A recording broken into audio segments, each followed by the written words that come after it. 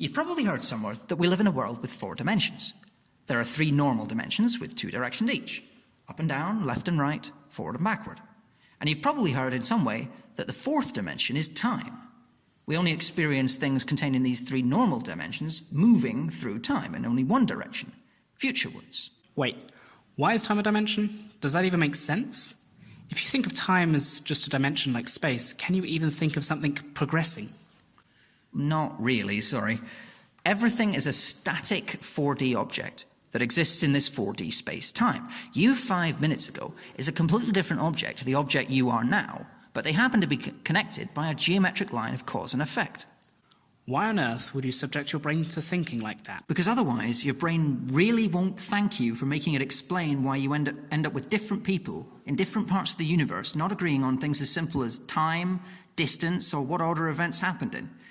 Thinking in terms of 4D space-time, thinking about every spatial and temporal object in terms of a cause and effect line on a 4D grid, means you can use geometry to make that distance, time, and order nonsense slot nicely into place. At least that's what Hermann Minkowski, one of Einstein's maths teachers, thought when he found out about special relativity. So why do we experience time only going one way? I don't know. Entropy seems like the sort of thing entropy would get up to. Point is, 4D static spacetime. Right. Can we get back to approximating in a normal number of dimensions? I have to animate this. All right. From now on, we'll approximate 4D spacetime on a 2D grid. It's not correct, strictly.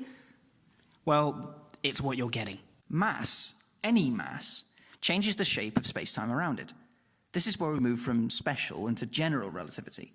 If you think about empty spacetime as a sheet of thinly stretched rubber, then you can kind of think about a golf ball dropped in the middle of it as a mass that bends the space itself. But if we're living on that 2D rubber sheet, there would be no way of knowing that the space I was living on was bent. Except that it breaks geometry. In flat space, if you send a vector traveling along one line joining 2 points, and another vector along another line joining the same 2 points, the vectors you get at the ends are same. But the vectors you get doing the same thing on that curved rubber sheet are not, and that generalizes into 4D spacetime that I physically can't draw.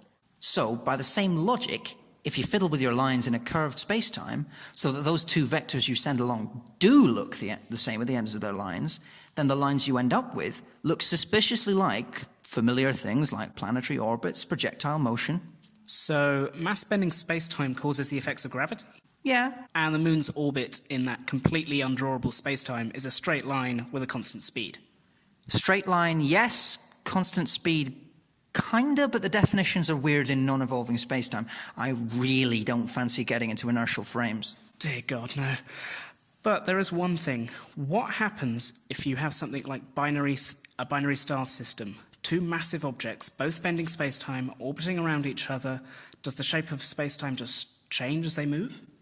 Not really change as such, since again, non-evolving spacetime. But we can think of this effect from our perspective as ripples radiating out in space and futurewards in time, changing the dimensions of space and the rate of time as they pass through them both.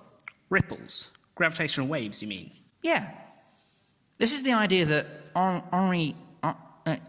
this guy came up with, and it was the last great prediction of general relativity that needed testing. But how do you test it?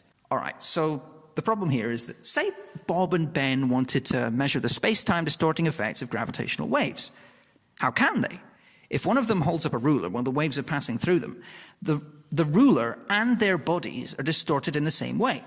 In fact, you, the viewer, shouldn't even be seeing Bob and Ben distorting, since you are in the same space-time distortion that they are, and your eyes are also squished. That and the fact that the biggest waves that we are aware of to detect, caused by 2 enormous black holes combining 1.4 billion light-years away, only cause your distances to be off by less than 1/10,000th of the diameter of a proton, in the order of 10 to the minus 18 meters. But it does turn out that the speed of light, which is far more fundamental in either distance or time, is not affected by these gravitational waves at all.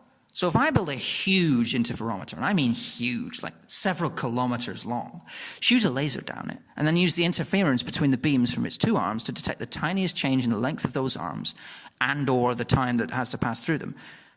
Hang on, somebody actually built this thing? Remind me to never make fun of engineers again. This is incredible. And they did it.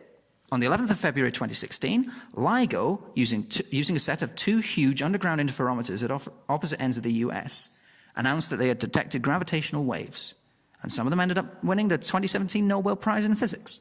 So the moral of the story is, being clever won't get you a Nobel Prize until you have enough money to pay thousands of brilliant engineers to build an instrument to measure the impossible.